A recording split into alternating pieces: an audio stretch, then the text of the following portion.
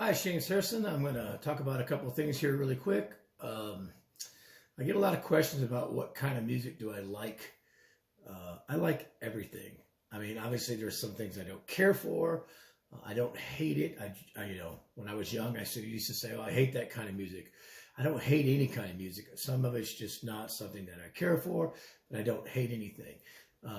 But I do have kind of strange musical taste in the sense that. Growing up, I was really attracted to the drum beats of certain songs, being a drummer, of course. Um, so, obviously, back in those days, the radio was something that everybody listened to. So, you heard a lot of pop things on the radio. It wasn't until I was more of a early teen or stuff that you started to hear a little more FM radio and started to hear something that wasn't maybe quite as mainstream as the initial pop stuff. And then, of course, through teachers and whatnot, I was turned on to jazz things. And obviously watching Johnny Carson, I was, turned on to the big band stuff that with the Doc Severinsen and Tonight Show band and Ed Shaughnessy on drums, and staying up to watch Buddy Rich and stuff. And then, my dad was a big Elvis fan. Both my parents were Elvis fans, but my dad used to constantly play the 8-track tapes in his car when we'd go to Florida. My parents were divorced, but he lived in Florida, so we'd go to Florida during the summer sometimes. And I'd hear Elvis, Aloha from Hawaii, which I remember watching and stuff and listening to Ronnie Tutt play and everything. So I grew to be fans of all kinds of music. A lot of it was through drumming, but I'm also a sucker for a nice melody. I was a huge fan of Elton John in the 70s, especially with the power ballads and the way Nigel Olsson played them. And that led right to being a fan of Journey and their power ballads with Steve Smith. I thought there was a very similar style between Nigel Olsson and Steve Smith, with the way they played ballads. They played these fills that created tension and had a lot of space in there. It wasn't just busy. Anyway, I just became a huge fan of all kinds of stuff. It didn't have to be super aggressive drumming for me to be a fan. And I was slow to become a fan of certain things. One that I'm a huge fan of, Tears for Fears now. I was slow to the boat, but obviously, the groove of Everybody Wants to Rule the World, it won me over. It's just an incredible groove. And then I became a fan of the band. Level 42 is another one. So anyway, through all the decades that I've been alive, I've become fans of music of all those decades, and fans of music before my life, going back and listening to stuff. I'm a huge jazz fan. Classical music, movie soundtracks, pop, rock, country, new country, old country, whatever. I like it all. Slow to the boat on certain, I like Pink Floyd, but The Wall is not my favorite album. I'm usually not a huge fan of concept albums.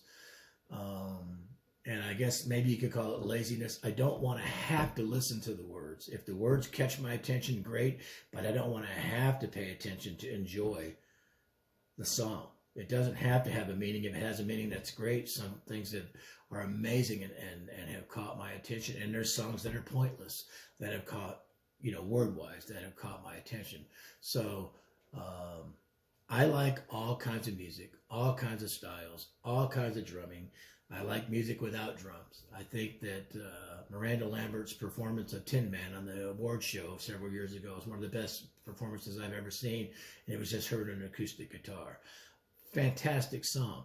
So it doesn't matter what kind it is. I like good music. That's what I like, no matter what kind it is. So in answer to the question about what do you listen to, if you picked up my iPod, and yes, I still have an iPod, and you hit shuffle, you'd be amazed at what you might get. A comedy thing 1 minute, a book on tape 1 minute, a drum DVD or a drum audio thing 1 minute, and then pop music, rock music, classical music, again, a comedy thing, and then, you know, progressive jazz or whatever. There's so many options on there, and I like them all. That being said, I'm going to start doing a few videos where I highlight some music and some musicians, and the theme of it, what I'm doing is called The Perfect Album. This is strictly just my opinion. And what I mean by perfect album is I think that the production of the album is stellar. I think the songs are stellar. I think the musicianship is stellar. And all, you know, sometimes that's an artist with studio musicians. Sometimes it's an actual band. And we all know there's great albums that have stood the test of time. That doesn't make them a perfect album. And again, it's just my opinion.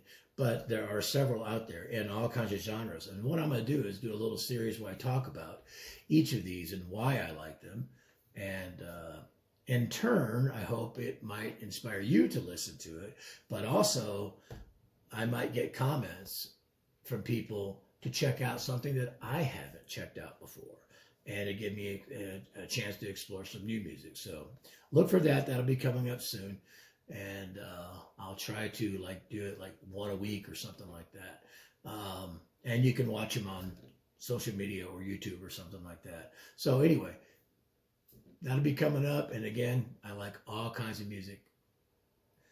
You know, I'm not a fan of certain things, but I don't dislike it. But I like a little bit of everything. Thanks.